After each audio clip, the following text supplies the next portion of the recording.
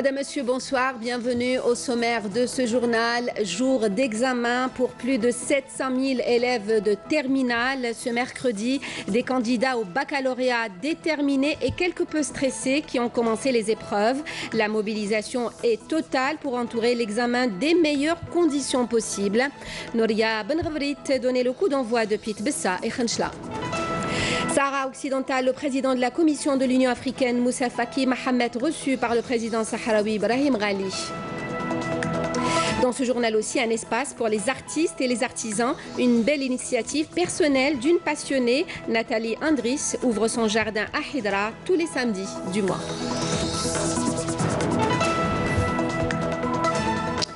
Il est arrivé ce jour tant redouté par les lycéens, le bac. C'est aujourd'hui. Ils étaient plus de 700 000 candidats à se présenter ce mercredi matin dans les centres d'examen. La mobilisation est totale pour leur permettre de passer les épreuves dans les meilleures conditions possibles. Nakhla Al-Aqbi nous fait vivre cette première journée d'examen en commençant par l'est du pays de Tbessa et de Khenchla où se trouvait la ministre de l'Éducation nationale, Nouria Benravrit. Après avoir donné le coup d'envoi des épreuves du baccalauréat, la ministre de l'Éducation nationale a assisté à l'ouverture des plis de l'épreuve de langue arabe de la filière lettres et langues étrangères. En plus des milliers d'encadreurs mobilisés pour assurer le bon déroulement des épreuves, des brigades de lutte contre la cybercriminalité ont également été mobilisées pour déjouer toute éventuelle fraude dans les examens. Et à ce propos, justement, la ministre a affirmé aujourd'hui à partir de Tbessa que des sanctions seront prises à l'encontre des responsables des fuites du sujet de l'épreuve de langue arabe sur les réseaux sociaux. Comme vous devez le savoir, après le retour de la connexion Internet, le sujet de l'épreuve de langue arabe a été publié par certains internautes. Des sanctions seront prises par la commission interministérielle, présidée par le ministère de la Justice, à l'encontre des responsables des fuites du sujet. Nouria Benravrit a toutefois affirmé que l'épreuve s'est déroulée dans d'excellentes conditions à l'échelle nationale. Au cours de sa tournée de travail dans la wilaya de Tbessa, la ministre a procédé à la pose de la première pierre d'un groupe scolaire dans la commune de Boulhafeddir, d'une capacité d'accueil de 360 élèves. Le projet devant être livré dans 9 mois a mobilisé une enveloppe financière de 54 millions de dinars. Sur site, la ministre a salué les efforts déployés dans la wilaya pour la fourniture de matériel pour les laboratoires d'informatique et des langues au niveau des établissements du moyen et du secondaire. La ministre s'est ensuite dirigée vers la wilaya de Khenchla où elle était attendue pour une visite similaire. Dans l'après-midi, la ministre de l'Éducation nationale était au lycée Salah Djebaili à Khenchla où elle a donné le coup d'envoi de l'épreuve des sciences islamiques. L'épreuve d'arabe donc dans la matinée, les sciences islamiques dans l'après-midi. Cette première journée d'examen s'est déroulée dans des conditions tout à fait normales. Voici des échos des 4 coins du pays avec Naïma Chekchek. Collèges et lycées ont ouvert leurs portes ce matin pour une entrée pas comme les autres, celle d'un examen, le bac, forcément perçu comme le sésame vers une vie intellectuelle tant espérée. Les minutes coulent en s'accélérant depuis que les portes des établissements ont ouvert à 8 h du matin. Et les retardataires pressent les derniers pas avant de se poser pour la concentration face au sujet de dissertation littéraire. Plus que les candidats, peut-être, les parents au dehors ont la peur au ventre. Dès le début de l'année, sur le plan psychologique, sur le plan moral et tout, et j'espère qu'ils vont l'avoir. Tandis que les forces de l'ordre veillaient au bon déroulement de l'examen, d'Alger à Tamanrasset, d'Ilizi à Bachar, dans tout le pays, les candidats étaient, eux, concentrés sur les premières épreuves, langue arabe et sciences islamiques. Au sortir des salles d'examen, l'ambiance était plutôt aux satisfactions d'avoir bien commencé les épreuves qui dureront 5 jours. Nous avons eu 2 sujets au choix, l'un sur la question palestinienne de Moufdi Zakaria, l'autre sujet était aussi facile. Moi j'ai choisi le premier. Le sujet était facile, moi je mise sur la note de 13 ou 14. C'était bien, le sujet dans les normes. Les 700 000 candidats ou plus prendront toute la peine du monde pour décrocher le diplôme tant convoité. Et l'optimisme est lui aussi de mise pour avoir son bachot. Il y avait des détenus qui passaient le bac aujourd'hui aussi. Quelques 4391 exactement ont entamé les épreuves du baccalauréat session juin 2018 au niveau de 43 établissements pénitentiaires agréés par le ministère de l'Éducation nationale comme centre d'examen. Le ministère de la Justice a veillé en coordination avec le ministère de l'Éducation nationale à assurer tous les moyens nécessaires en vue de permettre aux détenus des établissements pénitentiaires de passer cet examen dans les meilleures conditions.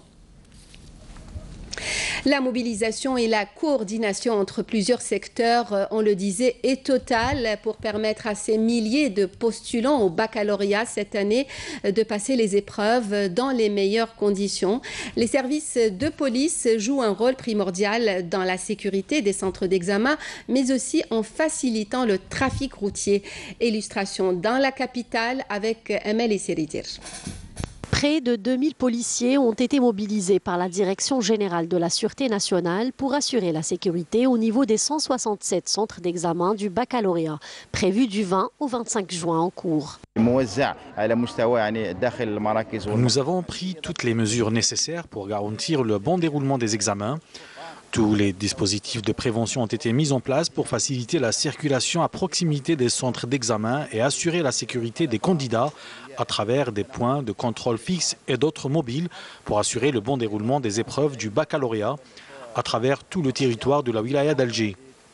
Il faut savoir aussi que des équipes de police judiciaire sont également mobilisées pour assurer le bon déroulement de l'examen. Dans le cadre de son action de proximité, la DGSN avait contribué durant toute l'année scolaire à la préparation des élèves des classes de fin de cycle à travers des séances avec des psychologues relevant des cellules d'écoute de la wilaya d'Alger en vue de les soutenir. Au chapitre de la coopération, le ministre de la Justice, garde des Sceaux, Tayyip Louh, s'est rendu au premier jour de sa visite à Bakou, au centre de service Azan, relevant de la présidence de la République d'Azerbaïdjan.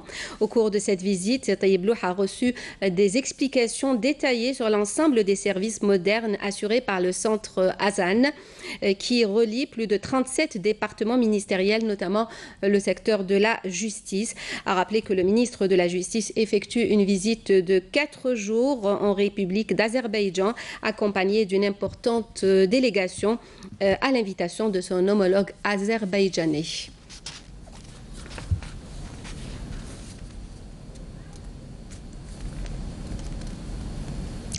Le ministre de l'Énergie a participé aujourd'hui à Vienne aux travaux du 7e séminaire international de l'OPEP. En marge des travaux de ce premier jour, Mustafa Guitoni a rencontré son homologue sud-africain. Il a également eu des entretiens avec le ministre congolais des hydrocarbures ainsi qu'avec le PDG de la compagnie libyenne des hydrocarbures National Oil Corporation, Mustafa Sennala. Par ailleurs, le ministre de l'Énergie participera également demain à la 9e réunion du comité conjoint de monitoring OPEP et non-OPEP, toujours dans la capitale autrichienne. Le recouvrement fiscal a enregistré une hausse de 18% durant les 4 premiers mois de 2018 par rapport à la même période de 2017, réalisant une nette amélioration qui réduira les pressions du financement du Trésor public, a indiqué hier le ministre des Finances, répondant aux interrogations des membres de l'Assemblée populaire nationale concernant le projet de la loi de finances complémentaire pour 2018, au terme d'une séance de débat qui s'est prolongée tard dans la soirée et qui a été marquée par 140 interventions. Abdelrahman Raouia a déclaré concernant l'exonération de la TVA appliquée sur les véhicules fabriqués localement, une exonération que le projet de loi propose d'annuler. Le ministre a estimé que cette exonération n'a plus sa raison d'être étant donné que les importations des véhicules sont soumises au régime des licences. Toujours à la PN, le ministre de l'Enseignement supérieur et de la Recherche scientifique, Tahar Hadjar, a présenté aujourd'hui le projet de loi organique relatif à l'Académie algérienne de la langue amazigh. Cette instance, dont le siège sera à Alger, est une institution nationale à caractère scientifique dotée de la personnalité morale et de l'autonomie financière et placée auprès du président de la République. Les interventions des députés ont porté essentiellement sur la nécessité de conférer un caractère national à sa composante pour éviter toute forme d'exclusion. Sortie de 9 promotions ce mercredi de l'école supérieure du matériel Ben Mokhtar Sheikh Hamoud. La cérémonie a été présidée par le général-major Ali Akroum, directeur central du matériel au ministère de la Défense nationale. Rafiq Hamidesh. C'est le général-major Ali Akroum qui a présidé ce matin la cérémonie de sortie des 9 promotions de l'année 2017-2018 à l'école supérieure du matériel d'El Harrach. La cérémonie a débuté par le passage en revue des carrés des stagiaires. Après la prestation de serment, la remise des grades et des diplômes aux lauréats, ainsi que la passation de l'emblème, le général-major a donné son accord pour baptiser la promotion au nom du shahid Mohamed Saïd Toubal. الموافقة على تسمية دفعتنا باسم الشهيد البطل محمد سعيد طوبال المدعو سي عبد الرحمن درسي. Par la suite, le commandant de l'école, le général Moumen Abdelghani, a prononcé une allocution dans laquelle il a évoqué les axes essentiels de la formation et les connaissances scientifiques et militaires que les diplômés ont reçus de la part d'enseignants compétents et d'instructeurs qualifiés. La cérémonie s'est poursuivie par une parade minutieusement exécutée par les différentes promotions sortantes.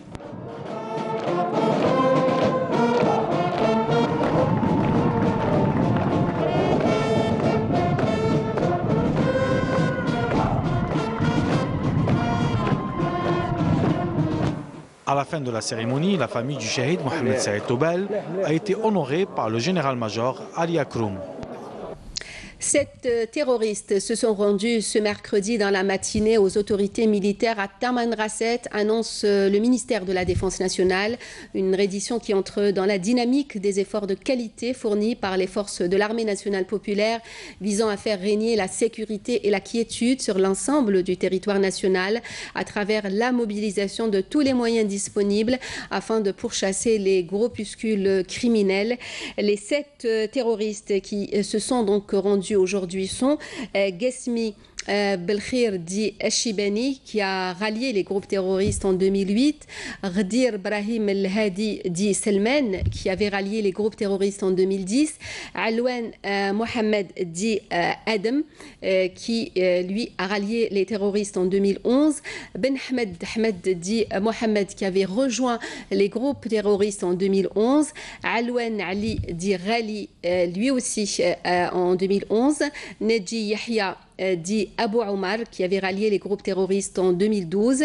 Le 7e terroriste qui s'est rendu aujourd'hui est Zouari Bachir dit Ali qui avait rejoint lui les groupes terroristes en 2014. L'opération a permis également de récupérer 6 pistolets mitrailleurs de type Kalachnikov, un fusil à lunettes et 11 chargeurs garnis, précise le communiqué du MDN. Le MDN qui indique aussi dans le cadre de la lutte contre la criminalité organisée la saisie de 70 kg de kif traité et l'arrestation de 2 narcotrafiquants à Oran hier par un détachement combiné de l'armée nationale populaire. Le développement local à Frenda, dans la wilaya de Tiaret, la menuiserie d'aluminium a le vent en poupe. De nombreux projets ont vu le jour, comme nous allons le voir avec Hassiba Abdallah. La menuiserie d'aluminium, l'une des activités économiques les plus répandues dans la circonscription de Frenda, de la wilaya de Tiaret. L'activité contribue à l'absorption du chômage, comme c'est le cas dans cet atelier. La matière première n'est pas importée, c'est un produit local. Ce qui me plaît dans ce projet, c'est le fait que j'ai contribué à la création de beaucoup d'emplois, que ces jeunes ne soient plus au chômage. J'habite ici à Frenda avec la création de ce projet. J'ai pu avoir un vrai travail, Dieu merci. Je me suis dit que ce travail est un métier d'avenir. C'est pour cela que je me suis lancé. Ce projet n'est qu'un exemple parmi tant d'autres. Depuis quelque temps, la création de ces projets est soutenue par les institutions de l'État. Ces dernières proposent même des facilitations administratives et un accompagnement au profit des investisseurs. Nous intervenons avec des orientations. Nous accélérons aussi l'étude des projets, surtout lorsqu'il s'agit d'une extension. Autrement dit, lorsque l'investisseur est déjà en phase de production, nous lui offrons toutes les facilitations possibles et nécessaires. La multiplication de tels projets constituera sans doute un appui de taille pour l'économie locale. À Djelfa, la production de céréales et de semences est en plein essor. La région de Deldoul connaît d'importants investissements avec près de 50 000 hectares consacrés. Des accords ont été signés avec l'Office des céréales et près de 40 agriculteurs pour produire des semences et diminuer les quantités importées. Fouad Ahmani, Abdelhalim Yaïch. Le secteur agricole dans la wilaya de Djelfa est en plein essor, notamment avec le renforcement de la filière céréalière avec le blé et l'orge. En quelques années, la superficie consacrée aux céréales est passée de 40 à 1000 hectares grâce au partenariat entre les agriculteurs et la coopérative des céréales. Une expérience qui commence à porter ses fruits, à l'exemple de cette exploitation dans la région de Deldoul. Nous avons semé 20 hectares de blé et nous avons 25 hectares d'orge. L'État nous a fourni des semences et nous travaillons ensemble.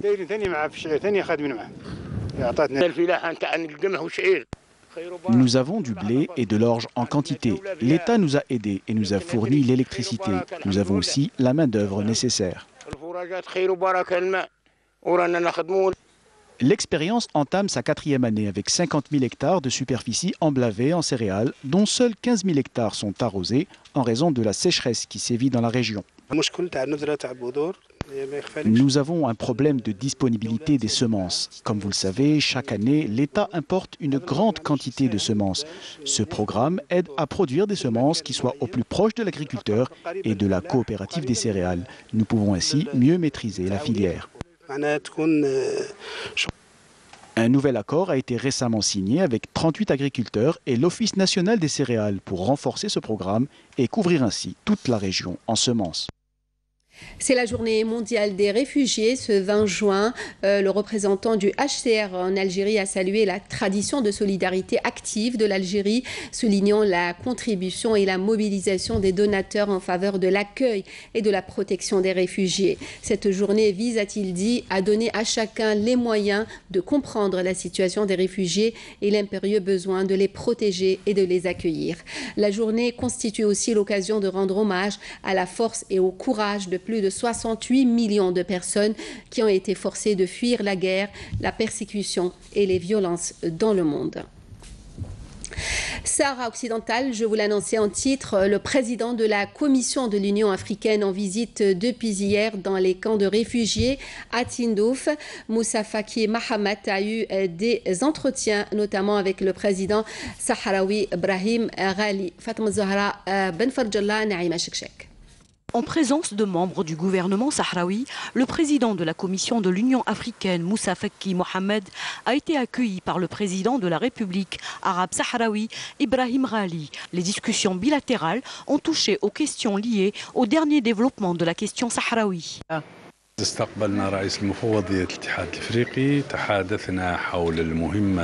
Nous avons reçu le président de la Commission africaine et nous avons discuté sur le rôle qui lui incombe au sein du sommet africain. Nous avons également discuté sur plusieurs questions africaines et internationales, et ceci dans une ambiance de confiance et de fraternité. Si le président de la Commission de l'Union africaine s'est abstenu de toute déclaration aux journalistes, et ce, conformément au principe de la neutralité, il demeure que les assises élargies entre les deux parties ont ressorti l'intérêt que porte l'Union africaine quant à l'accélération de la résolution du contentieux au Sahara occidental, et ce, conformément aux résolutions de l'ONU. Nous sommes satisfaits de cette visite qui traduit la préoccupation des dirigeants africains quant à la poursuite de l'occupation illégale d'une partie de la République arabe sahraoui. Et nous sommes prêts à nous entraider avec l'Union africaine et avec l'ONU pour mettre fin à l'occupation et à la colonisation, la dernière en Afrique. Il y a des questions fondamentales telles que l'ouverture du territoire aux observateurs internationaux et surtout à la Commission africaine des droits de l'homme pour laquelle il y a une décision renouvelée chaque année et ce depuis 2012. Jusqu'à présent, cette commission n'a pu se rendre sur les territoires occupés.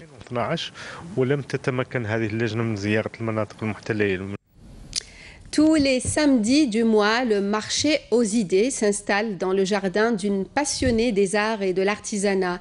Nathalie Andris habite Alger et son initiative est une véritable invitation au partage et un vibrant hommage à l'art en général. Nesrine Ben Saïdi. Tous les samedis dans ce jardin que Madame Nathalie a transformé en un véritable espace de création, plusieurs artisans se donnent rendez-vous pour exposer leurs œuvres et permettre aux visiteurs de découvrir des talents venus des quatre coins de l'Algérie et du monde. J'ai trouvé qu'il y avait un manque de présence en fait de gens qui faisaient des choses sublimes, des choses vraiment extraordinaires et on ne savait pas les trouver sur Alger. C'est génial, juste génial parce qu'on peut rencontrer des artistes de tout genre et tout ça et on s'échange plein d'idées. Du Sénégal exposé ici et c'est sympa, j'aime bien le cadre, les amis, c'est ma première exposition. Un cadre verdoyant, plusieurs artisans se rencontrent pour des échanges et un partage de connaissances. Ici, on trouve de la tannerie, de la bijouterie, de l'art plastique, de l'art culinaire et même de la vannerie. Il m'a douche un panier à la maison. Donc j'ai pris mon panier, celui de ma mère, celui de ma soeur, c'est là où j'ai eu l'idée. Donc la particularité c'est que je fais des anses en cuir. Et le cuir, c'est du made in bled. J'ai essayé de reproduire à travers ces tableaux des personnages touaregs de la préhistoire, mais que j'ai un peu revisité en ajoutant ma touche personnelle. Il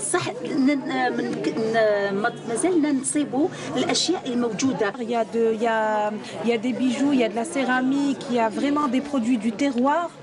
Il y a de jeunes talents, il y a aussi des personnes âgées qui sont sorties à la retraite et qui font de ça, qui vivent de ça si vous voulez. Chaque semaine, Madame Nathalie permet à ses hôtes de mettre leur savoir-faire au service des visiteurs venus spécialement pour découvrir les richesses que recèle l'Algérie.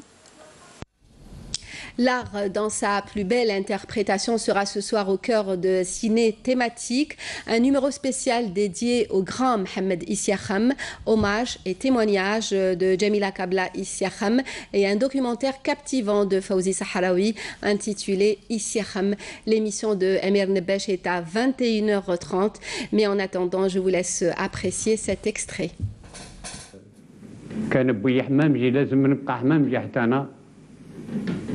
Je sentais qu'il me fallait sortir de cette ambiance-là. Mais je ne pouvais pas quitter cette ambiance sans avoir à choquer ou mon père, ou ma mère, ou ma famille. Mais sortir de là, il me fallait faire quelque chose, quoi? Je sentais que j'avais quelques prédispositions pour le dessin. Et je me suis demandé dans quelle mesure il n'était pas intéressant de voir de ce côté-là. À un moment donné, il y a eu ce pivot dans lequel ont évolué toute une floraison d'artistes, poètes, écrivains, peut-être même des personnes qui n'avaient pas de fonction propre, mais qui étaient profondément engagées pour une Algérie nouvelle. L'émission est à suivre donc ce soir sur Canal Algérie à 21h30. Fin de ce journal, le rappel des principaux titres. Jour d'examen pour plus de 700 000 élèves de terminale ce mercredi. Des candidats